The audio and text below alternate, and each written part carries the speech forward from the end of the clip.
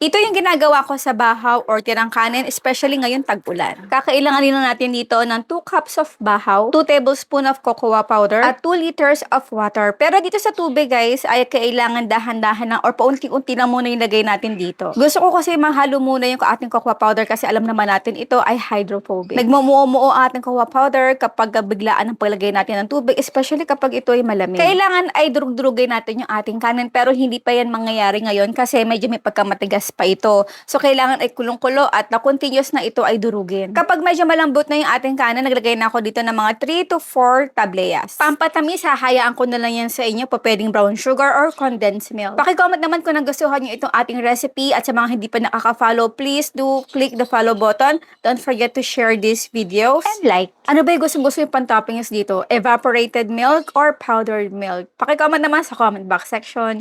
Kain po tayo. Sarap.